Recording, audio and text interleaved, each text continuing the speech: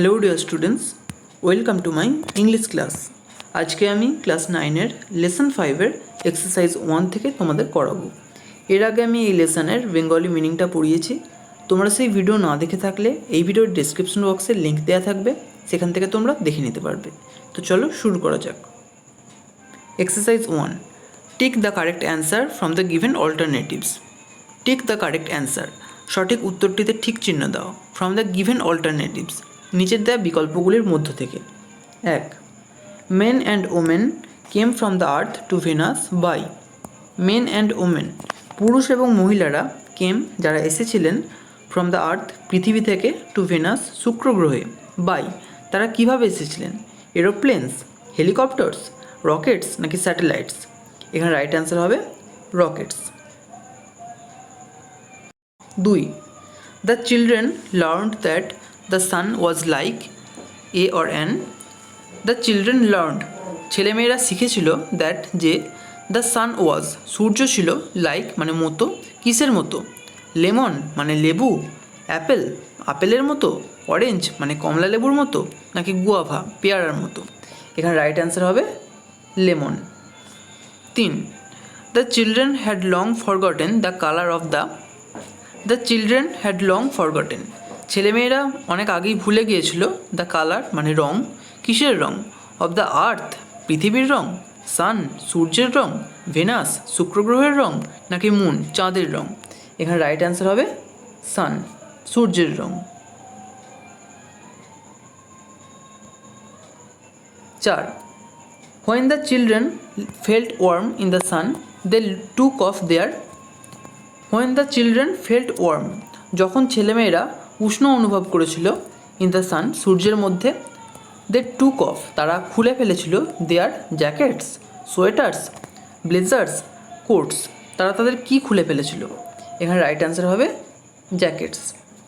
5. The children came to know that the sun would come out after. The children came to know, ছেলেমেয়েরা জানতে পেরেছিল, that, যে, the sun would come out, সূর্য আবার বেরিয়ে আসবে, আফটার মানে পরে, কত বছর পরে? 2 ইয়ার্স 2 বছর, 6 ইয়ার্স 6 বছর, 7 ইয়ার্স 7 বছর, নাকি 9 ইয়ার্স 9 বছর? এখানে রাইট অ্যান্সার হবে 7 ইয়ার্স 7 বছর। Exercise 2, answer the following questions within 15 words. Answer the following questions, নিচের প্রশ্নগুলির উত্তর দাও, উইদিন 15 ওয়ার্ডস, 15টা শব্দের মধ্যে। A. How did the heavy storms affect the islands of Venus. How did the heavy storms affect, কীভাবে ভারী ঝড়, অ্যাফেক্ট মানে প্রভাব ফেলেছিল, দ্য আইল্যান্ডস অফ ভেনাস, শুক্র গ্রহের দ্বীপের ওপর। The heavy storms caused tidal waves to come over the islands of Venus. The heavy storms, ভারী যে ঝড়, কজড মানে কারণ হয়েছিল, টাইডাল ওয়েভস বড় বড় ঢেউয়ের, টু কাম যেটা এসেছিল, over the islands of Venus, শুক্র গ্রহের দ্বীপের ওপর। B. What did the children write about the sun. What did the children write, ছেলেমেয়েরা কী লিখেছিল, অ্যাবাউট দ্য সান, সূর্য সম্পর্কে? The children had written small stories, essays or poems about the sun. The children had written, ছেলেমেয়েরা লিখেছিল, small stories ছোট গল্প, essays মানে প্রবন্ধ, অর পোয়েমস অথবা কবিতা, অ্যাবাউট দ্য সান সূর্য সম্পর্কে। C. Where did the children play, শিশুরা কোথায় খেলা করেছিল? The children played in the ইকোয়িং tunnels of the underground city.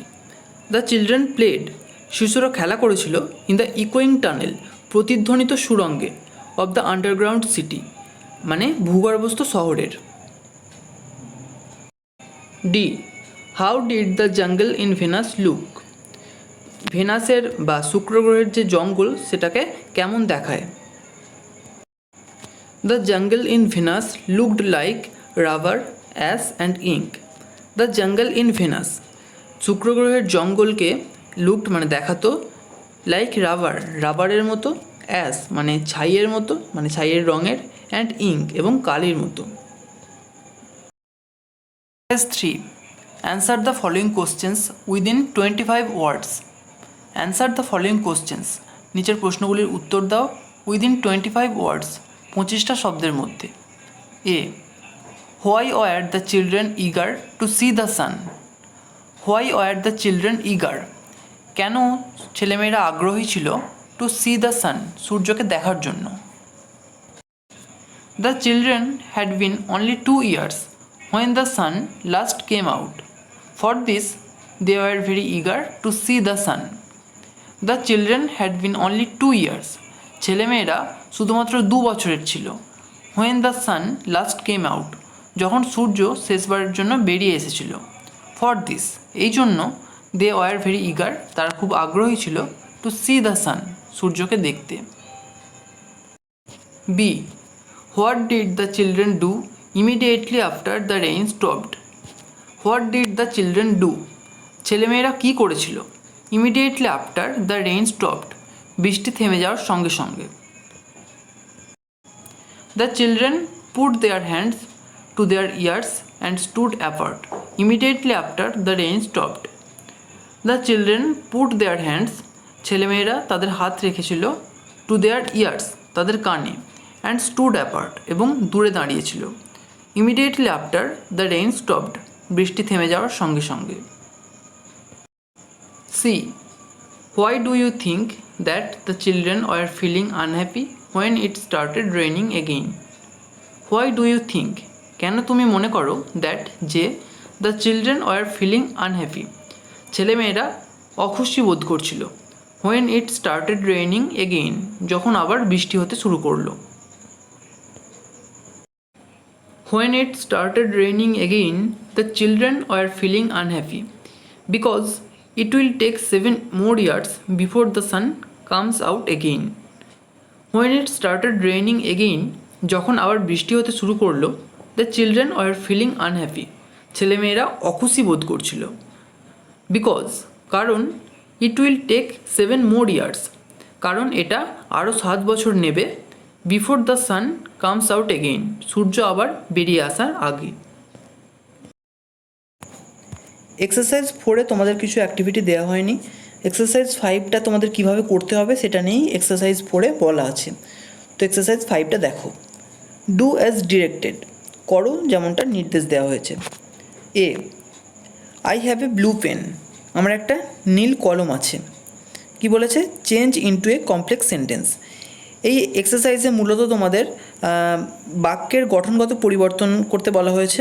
তো প্রথমেই বলে রাখি যে বাক্যকে গঠনগত দিক থেকে 3 ভাগে ভাগ করা যায়। একটি হলো সিম্পল সেন্টেন্স বা সরল বাক্য, দ্বিতীয়টি হলো কমপ্লেক্স সেন্টেন্স বা জটিল বাক্য, এবং তৃতীয়টি হলো কম্পাউন্ড সেন্টেন্স বা যৌগিক বাক্য। এর মধ্যে সিম্পল সেন্টেন্স কি? যে সেন্টেন্সে একটি সাবজেক্ট এবং একটি ফাইনাইট ভার্ব থাকে সেটাকে বলা হয় সিম্পল সেন্টেন্স। কমপ্লেক্স কোনটা? যে সেন্টেন্সে একটি প্রিন্সিপাল ক্লজ থাকে এবং এক বা একাধিক সাবঅর্ডিনেট ক্লজ থাকে তাকে বলা হয় কমপ্লেক্স সেন্টেন্স। আর কম্পাউন্ড সেন্টেন্স কি? যে সেন্টেন্সে একাধিক প্রিন্সিপাল ক্লজ থাকে এবং সেগুলো অ্যান্ড, বাট ইত্যাদি কনজাংশন দ্বারা যুক্ত থাকে তাকে বলা হয় কম্পাউন্ড সেন্টেন্স। তো এই এক্সারসাইজে তোমাদের বাক্যের গঠনগত পরিবর্তন করতে বলা হয়েছে। তো 1 নম্বরটা, I have a blue pen, আমার একটা নীল কলম আছে, এটা সিম্পল সেন্টেন্সে আছে। কারণ দেখো এখানে আই হলো সাবজেক্ট আর হ্যাভ হলো ফাইনাইট ভার্ব, তাহলে একটা সাবজেক্ট আর একটা ফাইনাইট ভার্ব আছে, তাহলে এটা হলো সিম্পল সেন্টেন্স। এটাকে বলা হয়েছে কমপ্লেক্স সেন্টেন্স করতে। এটা অ্যান্সার হবে I have a pen which is blue. I have a pen, আমার একটা কলম আছে, হুইচ ইজ ব্লু, যেটা নীল। এখানে দেখো আই হ্যাভ এ পেন এটা একটা প্রিন্সিপাল ক্লজ আর হুইচ ইজ ব্লু এটা একটা সাবঅর্ডিনেট ক্লজ, তাহলে সিম্পল থেকে এটা কমপ্লেক্স হয়ে গেল। B. Seeing a snake the boy shouted. Seeing a snake, একটা সাপ দেখে দ্য বয় সাউটেড, বালকটি চিৎকার করলো। এটা বলেছে চেঞ্জ ইনটু এ কম্পাউন্ড সেন্টেন্স। এটাকে কম্পাউন্ড সেন্টেন্সে করতে হবে। তার মানে এটাও দেখো সিম্পল সেন্টেন্সে আছে, seeing a snake the boy shouted. এখানে দ্য বয় সাবজেক্ট আর শাউটেড এটা ফাইনাইট ভার্ব, আর সিইং এটা কিন্তু পার্টিসিপল করা আছে, এটা মেন ভার্ব নয়। তাহলে এটা সিম্পল সেন্টেন্স, এটাকে কম্পাউন্ড করতে হলে আমাদের কি করতে হবে, এটাকে দুটো প্রিন্সিপাল ক্লজে ভাঙতে হবে আমাদের, এবং সেটাকে কনজাংশন দ্বারা যুক্ত করতে হবে। The boy saw a snake and he shouted. The boy saw a snake, বালকটি একটা সাপ দেখেছিল, অ্যান্ড হি শাউটেড, এবং সে চিৎকার করেছিল। দেখো এখানে the boy saw a snake এটা একটা প্রিন্সিপাল ক্লজ, আর হি শাউটেড এটাও একটা প্রিন্সিপাল ক্লজ, আর এই দুটো ক্লজ অ্যান্ড কনজাংশনটির দ্বারা যুক্ত আছে, তাহলে এটা হয়ে গেল compound sentence. C, I know a man who is very wise. I know a man, আমি একটা মানুষকে জানি, হু ইজ ভেরি ওয়াইজ, যে খুব জ্ঞানী। বলেছে change into a simple sentence, এটাকে একটা সিম্পল সেন্টেন্স করতে হবে। এটা কিন্তু কমপ্লেক্সে আছে। দেখো আই নো এ ম্যান এটা একটা প্রিন্সিপাল ক্লজ, আর হু ইজ ভেরি ওয়াইজ এটা একটা সাবঅর্ডিনেট ক্লজ, তাহলে এটাকে সিম্পল করতে হবে। I know a very wise man, দেখো এখানে আই সাবজেক্ট আর নো এটা হলো ফাইনাইট ভার্ব, তাহলে একটা সাবজেক্ট এবং একটা ফাইনাইট ভার্ব, তাহলে এটা হয়ে গেল simple. D, the girl who is dancing on the stage is my sister.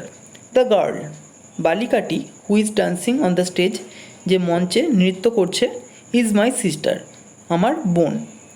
এটাকে বলেছে চেঞ্জ ইন্টু কম্পাউন্ড সেন্টেন্স, এটাকে কম্পাউন্ড করতে হবে। এটা কিন্তু দেখো কমপ্লেক্সে আছে। The girl is my sister এটা হলো প্রিন্সিপাল ক্লজ, আর who is dancing on the stage এটা সাবঅর্ডিনেট ক্লজ, এটাকে কম্পাউন্ড করতে হবে। The girl is dancing on the stage and she is my sister, এটাকে দেখো আমরা দুটো প্রিন্সিপাল ক্লজে ভাগ করেছি। The girl is dancing on the stage, বালিকাটি মঞ্চে নৃত্য করছে, আর সি ইজ মাই সিস্টার, সে হলো আমার বোন। আর এই দুটো ক্লজকে আমরা অ্যান্ড কনজাংশন দ্বারা যুক্ত করেছি, তাহলে এটা হয়ে গেল compound sentence. E, I met my friend and told her about an incident. I met my friend, আমি আমার বন্ধুর সঙ্গে সাক্ষাৎ করেছিলাম, অ্যান্ড টোল্ড হার, এবং তাকে বলেছিলাম অ্যাবাউট অ্যান ইনসিডেন্ট, একটা ঘটনা সম্পর্কে। Change into a simple sentence, এটাকে সিম্পল করতে বলা হয়েছে। এখানে দেখো আই মেট মাই ফ্রেন্ড এটা একটা প্রিন্সিপাল ক্লজ, আর told her about an incident এটাও একটা প্রিন্সিপাল ক্লজ। তো এটাকে দেখো অ্যান্ড কনজাংশন দ্বারা যুক্ত করা আছে, তাহলে এটাকে আমাদের সিম্পল করতে হবে।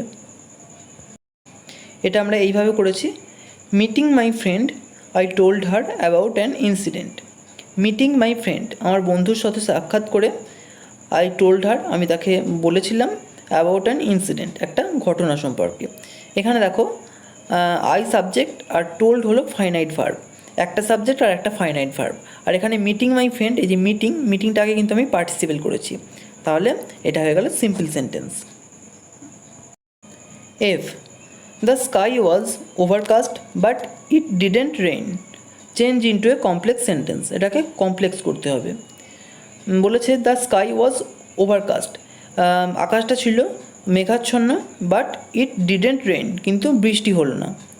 তাহলে এটা দেখো বাট কনজাংশন দ্বারা যুক্ত আছে, দুটো প্রিন্সিপাল ক্লজ, একটা দ্য স্কাই ওয়াজ ওভারকাস্ট আর একটা ইট ডিডেন্ট রেইন, এটাকে কমপ্লেক্স করতে হবে। দো the sky was overcast it didn't rain, দো মানে যদিও, দ্য স্কাই ওয়াজ ওভারকাস্ট আকাশটা মেঘাচ্ছন্ন ছিল, ইট ডিডেন্ট রেইন বৃষ্টি হলো না। এখানে দেখো দো দ্য স্কাই ওয়াজ ওভারকাস্ট এটা কিন্তু সাবঅর্ডিনেট ক্লজ, আর ইট ডিডেন্ট রেইন এটা প্রিন্সিপাল ক্লজ, তাহলে এটা হয়ে গেল complex sentence. Exercise 6, write a letter within 100 words to the postmaster of your locality informing him about the loss of an important letter addressed to you and requesting him to help you get it.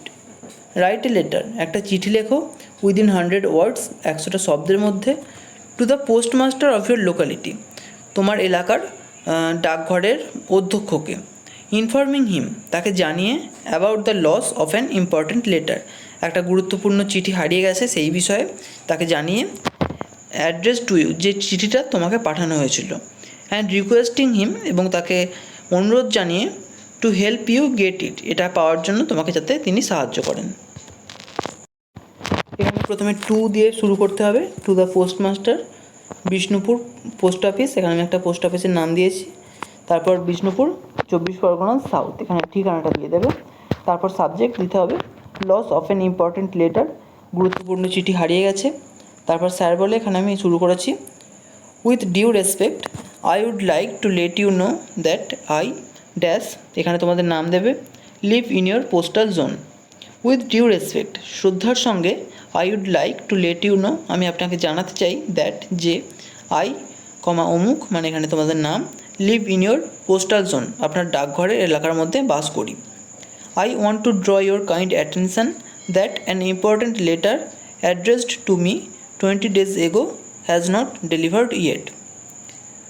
I want to draw your kind attention, আমি আপনার মনোযোগ আকর্ষণ করতে চাই, that, যে, an important letter, একটা গুরুত্বপূর্ণ চিঠি, অ্যাড্রেসড টু মি, যেটা আমাকে পাঠানো হয়েছিল, 20 days ago, 20 দিন আগে, হ্যাজ নট ডেলিভার্ড ইয়েট, এখনও আমার কাছে মানে এখনও আমার কাছে আসেনি। That letter is very important to me, চিঠিটা আমার জন্য খুবই গুরুত্বপূর্ণ।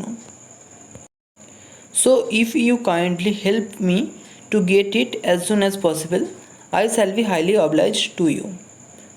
সুতরাং if you kindly help me, যদি আপনি আমাকে দয়া করে সাহায্য করেন, টু গেট ইট, এটাকে পেতে, অ্যাজ সুন অ্যাজ পসিবল, যত শীঘ্র সম্ভব, I shall be highly obliged to you, আমি আপনার কাছে বাধিত থাকিব। তারপর এখানে থ্যাঙ্কিং ইউ দিয়ে ইউর সিনসিয়ারলি, তোমাদের নাম দেবে এখানে, আর বাঁদিকে তোমাদের ঠিকানা আর ডেট দেবে। এখানেই এই লেসনটি কমপ্লিট হলো।